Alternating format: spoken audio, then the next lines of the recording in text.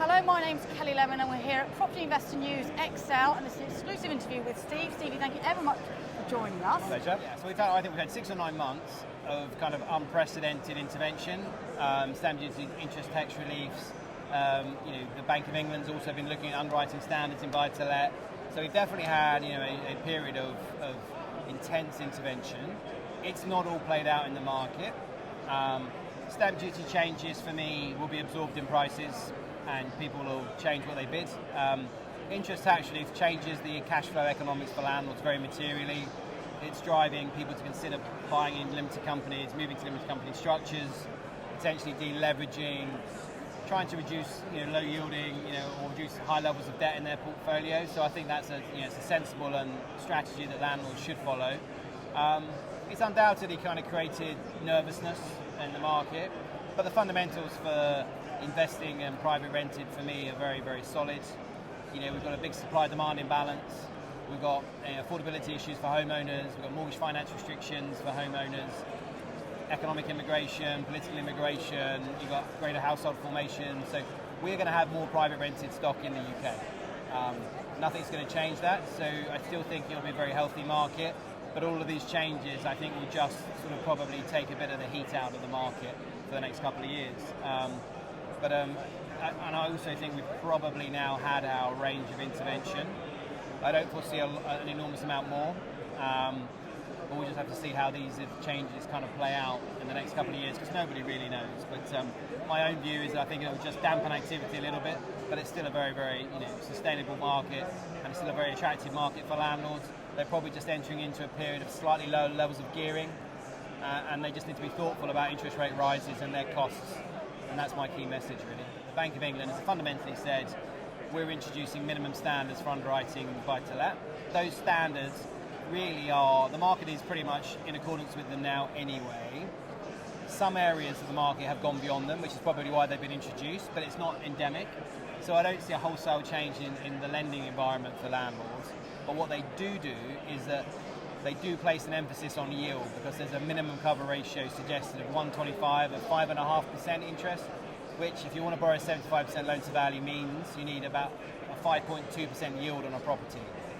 So I think yield will become the binding constraint for landlords on how much they can borrow in the buy-to-let market moving forward. And therefore I think that will have the effect of reining back debt a little bit, and landlords will gear lower, borrow slightly less, maybe grow slightly less than they anticipated. So I think it'll just, again, take a bit of heat out of the market. So I think we're entering into that environment where actually a slightly lower gearing is probably more like the new norm for landlords. And do you think that's going to change your customer base, or are you starting to see that?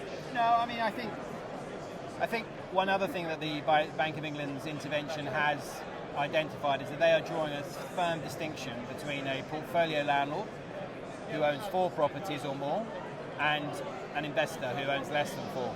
And they believe that a portfolio landlord with 4 or more needs a specialist underwriter. So buy-to-let is provided by either retail buy-to-let lenders or specialist buy-to-let lenders. Specialist buy-to-let lenders adopt a commercial approach. They manually underwrite. Retail buy-to-let is scorecard, system-led.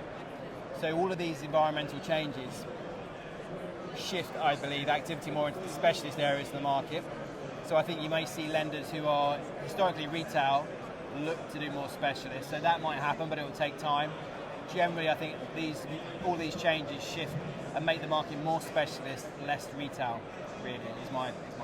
Now, with these changes, we've also seen some activity move towards development and presumably development finance. Is that something that you're seeing on the ground? Yeah, so we have a short-term lending product that is targeted at people that trade property, normally light refurbishment, heavy refurbishment. Undoubtedly, we've had the permitted development rights as well, so the stamp duty surcharge does not apply to mixed-use properties. So I think people are kind of looking at that, buying it, maybe converting it to residential, avoiding the stamp duty. So yeah, I think, again, as values have shot up as well, I think the easy opportunities to buy a vanilla property that's going to be a good yielding property are probably fewer and far between. So yeah, everyone's thinking, it's always been the way, how can I buy something that's got potential that I can create value with? So I think that will continue to be a focus, definitely. Well, that's one of the things I was going to ask you, because all these changes that you're saying that the market's now digesting and we're sort of seeing, what risks do you see over the next, say, 2 years? Yeah, I think the key risk, my message to landlords and investors is you've just got to understand your economic cash flow more than ever, because we've had a period when interest rates have been low, rents have been high, you've had full tax relief, so the cash flow and the economics of investing have been very, very favourable, almost a golden period. And we're now moving into an environment where rates will rise, interest rates will go up, interest tax relief is impacting the costs, licensing is impacting costs. So I think from a landlord's perspective, you're going to be having a higher level of cost, and you've got to be able to absorb that. And I think the message is, don't get sort of seduced by the period that we've had and thinking actually my net cash flow is all very positive, because the environment we're entering is going to be different. And I think you just need to be aware of that.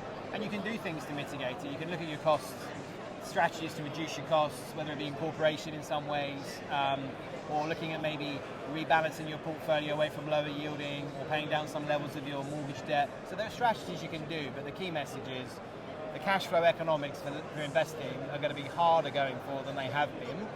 So you kind of need to know what that means for you, and then take the appropriate steps. But long-term investment sort of thesis and the investment opportunity is still very, very strong, because of the mismatch, the rising amount of rented properties. That's not going to change. So the fundamentals are still very, very strong, but the economics are moving and becoming slightly less favourable. So you need to adapt to that.